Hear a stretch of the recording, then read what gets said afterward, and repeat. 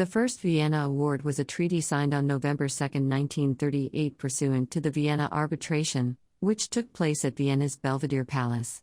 The arbitration and award were direct consequences of the previous month's Munich Agreement, which resulted in the partitioning of Czechoslovakia. Nazi Germany and Fascist Italy had sought a nonviolent way to support the territorial claims of the Kingdom of Hungary, and revision of the 1920 Treaty of Trianon. Nazi Germany had already vitiated the Versailles Treaty by the remilitarization of the Rhineland, March 7, 1936, and the Anschluss of Austria, March 12, 1938. The First Vienna Award separated, from Czechoslovakia, territories in southern Slovakia and southern Carpathian Rus that were mostly Hungarian-populated, and awarded them to Hungary. Hungary thus regained some of the territories, now parts of Slovakia and Ukraine, that Hungary had lost after World War I under the Treaty of Trianon.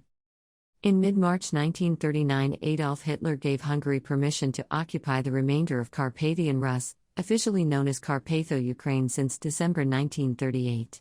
This advanced Hungary's territory northward, up to the Polish border, thereby restoring a common Hungarian-Polish border, which had existed before the 1772 First Partition of Poland-Lithuania.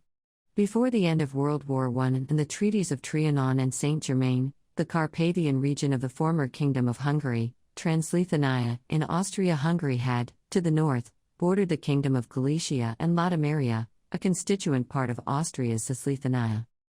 6 months after Hungary occupied the remainder of Carpathian Rus, in September 1939, after the German invasion of Poland, the Polish government and tens of thousands of Polish soldiers and airmen evacuated into Hungary and Romania and from there went on to France and to French-mandated Syria to carry on their war against Germany.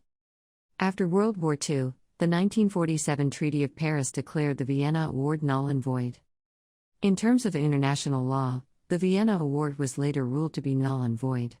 Although it was presented as a voluntary act of two sovereign states in arbitration, the Czechoslovak government had accepted arbitration under a presumed threat from both arbiters, Nazi Germany and Fascist Italy, and under heavy influence of the Hungarian demands. According to Deák, under international law the act is considered to have been illegal, and its result could not be accepted as valid.